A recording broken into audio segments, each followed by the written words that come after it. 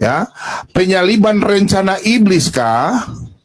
Dan orang Kristen mengatakan rencana Tuhan itu gila. Betul ya? Pak Bom hanya tanya. Edis jawab, asli ini videonya, memang tepat. Oh. Shalom saudara-saudara, saya bersyukur dapat kesempatan membuat video ini. Ada topik menarik yang mau saya soroti. Dan itu adalah berkaitan dengan topik penyaliban Kristus itu rencana siapa? Rencana Bapa atau rencana iblis? Ada banyak orang Kristen yang menginginkan kami hamba-hamba Tuhan untuk membuat tanggapan ini. Tapi saya pribadi yang paling mendorong saya membuat tanggapan ini dengan penuh kasih, dengan penuh hormat, dan berharap tanggapan saya memberi kesejukan, gitu ya. Karena ada dua sahabat saya, dua teman saya, Pak Bom dan juga Bang Edis TV, mereka WhatsApp saya dan isi WhatsAppnya ya seputaran ini. Dan memang di media sosial mungkin teman-teman sudah lihat Bom dengan Bang Edis beda pandangan seputaran ini. Bang Edis ada pada pandangan penyaliban Yesus adalah rencana iblis. Kelihatannya saudara Elia Miron dengan Bang Edis pandangannya sama. Lalu Pak Bom kelihatannya penyaliban Kristus adalah rencana Bapa, dan kelihatannya Bang RK sama dengan Pak Bom ya. Lalu saya juga sudah kirim WhatsApp saya ke Pak Bom. Saya hanya mengingatkan bahwa saya, Pak Bom, Bang Edis atau kawan-kawan yang lain yang sering menyampaikan firman, walaupun pengetahuan kita semua belum sempurna. Seturut 1 Korintus 13 ayat 9 itu saudara boleh baca di sana. Di situ diterangkan pengetahuan kita, nubuatan kita belum sempurna. Jadi tidak ada hamba Tuhan yang pintar sekali sampai pengetahuannya sempurna. Saya yakin tidak ada. Kalau ada yang mengklaim dirinya pintar sempurna, pasti itu sombong rohani dan harus bertobat. Nah, menarik saudara-saudara bahwa saya sampaikan ke Pak Bom supaya melihat bahwa kita ini kan teman. Jadi diaturlah baik-baik kira-kira begitu. Kepada Bang Edis juga saya sampaikan hal yang sama. Tapi kepada Bang Edis saya tambahkan dengan pandangan saya. Saya menyampaikan sepintas pandangan saya dengan data-data Alkitab yang saya kirimkan ke Bang Edis. Dengan berharap Bang Edis memperhatikannya. Lalu sehingga ada satu data-data yang melengkapi lah. Karena begini, dalam menafsirkan Alkitab ini kan harus komprehensif, harus menyeluruh. Bagian yang satu tidak boleh bertentangan dengan bagian yang lain. Atau memang tidak bisa bertentangan. Kenapa tidak boleh bertentangan atau tidak bisa bertentangan? Karena sumbernya adalah Roh Kudus, ya. Ini kan tulisan yang diilhamkan Allah nih, dari Kejadian sampai Wahyu. 39 di Perjanjian Lama, 27 di Perjanjian Baru, ya kan? Nah ini kan tidak boleh bertentangan. Jadi kalau ada data-data yang kelihatan bertentangan, tidak boleh dipertentangkan. Itu pasti bisa digabungkan sehingga menghasilkan satu pandangan yang bagus, yang baik, yang tidak bertentangan. Ya. Nah itu cara menafsirkan Alkitab. Karena kalau bertentangan, maka Roh Kudus adalah pihak yang paling disalahkan. Seolah-olah Roh Kudus mulut bercabang. Kan tidak bisa demikian. Roh Kudus bukan mulut bercabang. Roh Kudus pasti benar. Makanya dalam surat Petrus itu Petrus bilang ya. Di 2 Petrus 1 ya. Kalau tidak salah saya baca buat saudara. Di 2 Petrus 1 ya. Ayatnya yang ke 20, 21. Yang terutama harus kamu ketahui ialah bahwa nubuat-nubuat dalam kitab suci tidak boleh ditafsirkan menurut kehendak sendiri. Sebab tidak pernah nubuat dihasilkan oleh kehendak manusia, tetapi oleh dorongan Roh Kudus orang-orang berbicara atas nama Allah. Berarti harus betul-betul dipimpin Roh Kudus ya. Sehingga tafsiran kita bagus, tidak bertentangan. Jadi tidak cukup hanya belajar, harus betul-betul minta kepenuhan Roh Kudus, dikuasai, dipimpin Roh Kudus. Sehingga pandangan kita penuh tanggung jawab dan dasarnya kuat. Dan menjadi pengajaran yang menumbuhkan iman orang. Karena Roma 10 ayat 17 itu iman timbul dari pendengaran dan pendengaran akan firman Kristus. Nah sebenarnya kalau saya kasih tahu Bang Edis ya. Saya bilang kalau pandangan saya, siapakah? Rencana penyaliban iblis itu siapa? Iblis atau Tuhan? Dua-dua. Karena dua-dua punya data. Data tentang rencana penyaliban Yesus itu adalah rencana Bapa. Banyak. Yesaya 53 itu nubuatan tentang Mesias yang menderita. Di ayat 10-nya dikatakan Tuhan menghendaki meremukan dia. Bapa menghendaki meremukan Yesus. Meremukan di sini jangan pikir Bapa benci Yesus. Karena kita tahu ada misi di balik ini, yaitu penebusan kita. Jadi beda sama iblis begitu ya. Lalu di ayat 12-nya juga dikatakan dari Yesaya 53 ada keterangan di sana bahwa di hari matinya dia ada di antara pemberontak-pemberontak. Dan Yesus memang disalibkan di antara penjahat-penjahat itu. Yesaya itu nabi asli, nubuatannya tidak mungkin meleset. Kalau nabi palsu, nubuatannya meleset. Nabi asli, nubuatannya itu tergenapi sampai detail-detailnya. Begitu. Jadi tidak mungkin salah di situ. Lalu ditambah lagi dalam Kisah Rasul pasal 2 ayat 23 itu khotbah, penggalan khotbah Simon Petrus di hari Pentakosta itu. Di situ jelas penyaliban itu rencana Bapa. Lalu Kisah pasal 4 ayat 27 28 yang adalah penggalan doa jemaat. Yaitu bahwa Pontius Pilatus, Herodes, suku-suku bangsa yang melawan Yesus dan seterusnya itu ditentukan oleh tangan Tuhan. Berarti ada dalam rencana Allah. Sedangkan data-data seperti Lukas 22 ayat 3 sampai 6, Yohanes 13 ayat 27 sampai 28, itu data-data yang menuturkan bahwa memang iblis juga punya rencana. Hanya bedanya iblis ini punya rencana tidak sejak kekekalan.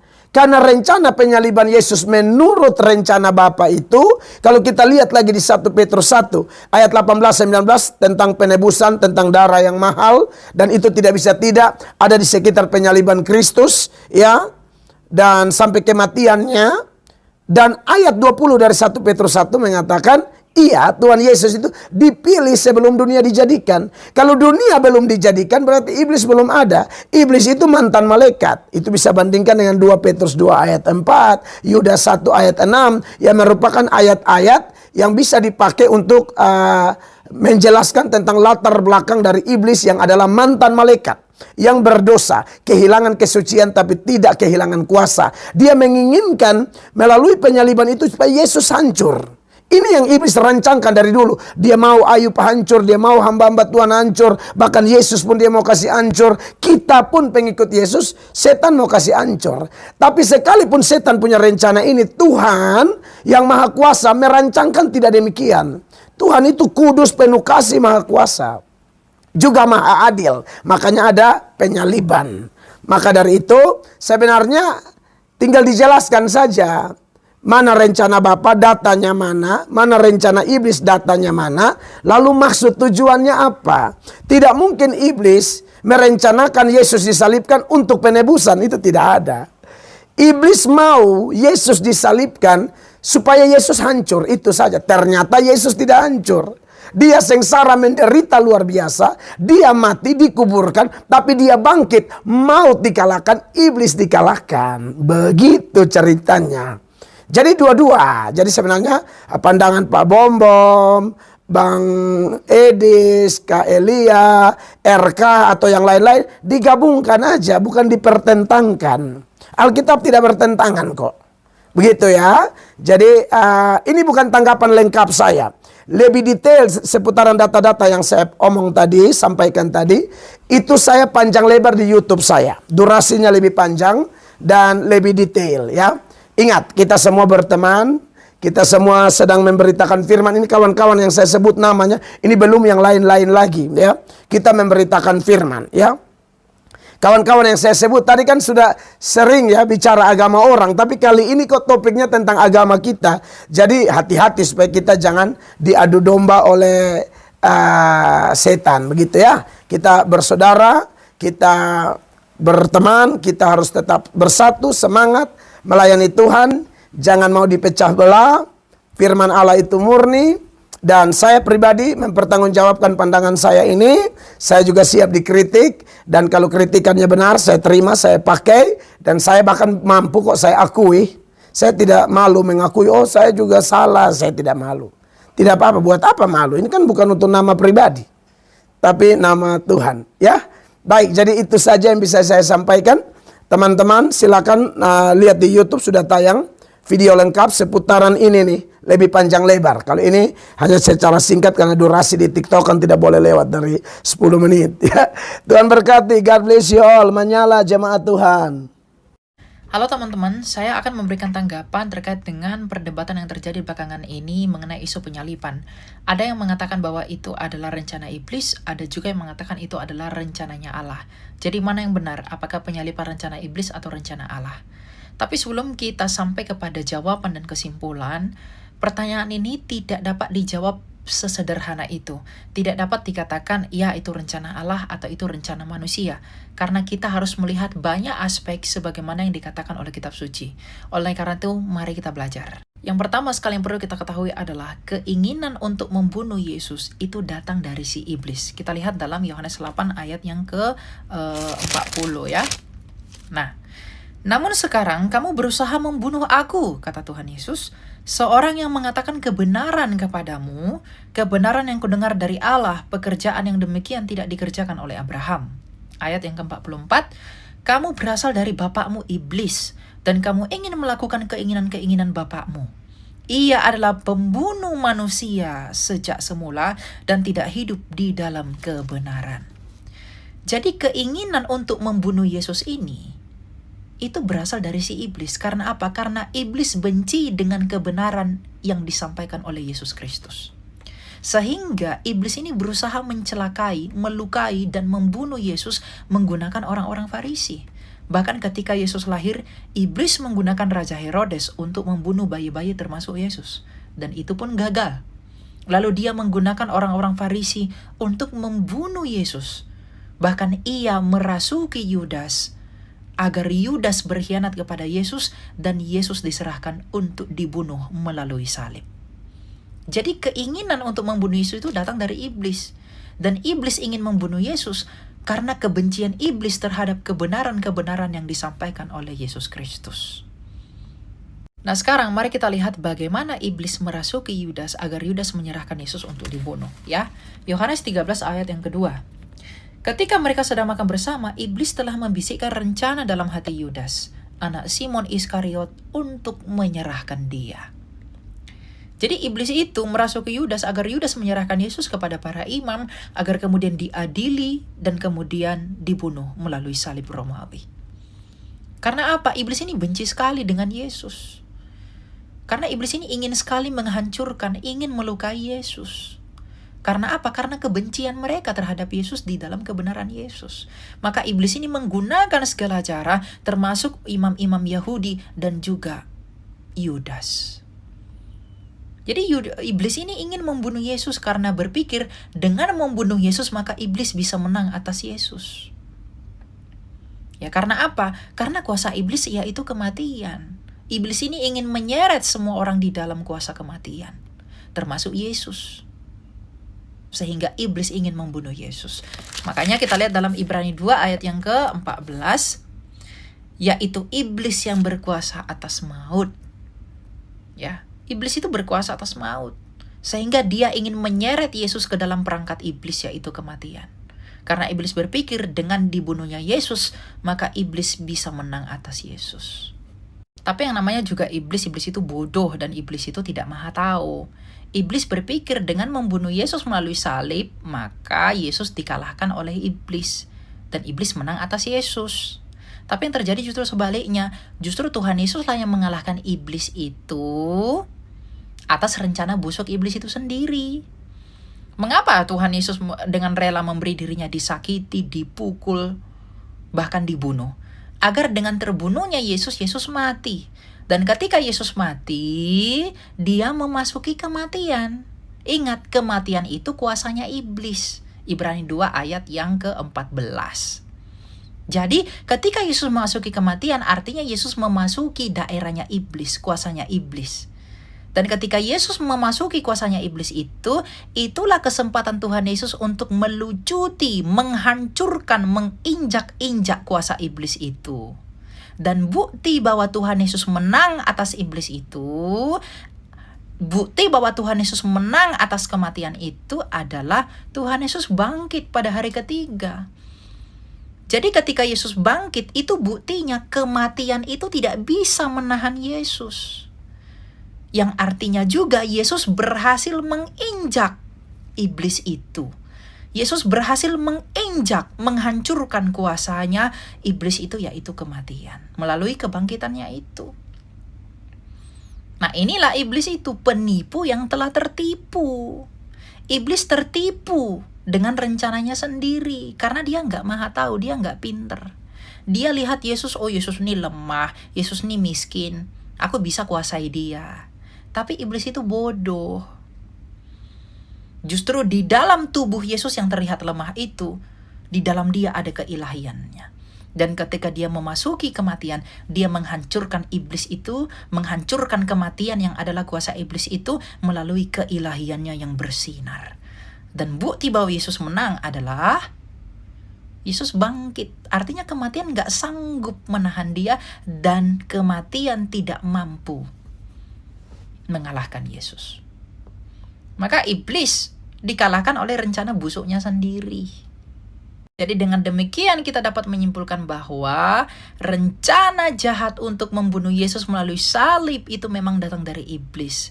Tetapi Tuhan Yesus mengizinkan dirinya diperlakukan demikian agar Tuhan Yesus dapat mempermalukan dan mengalahkan iblis itu melalui rencana busuk iblis itu sendiri.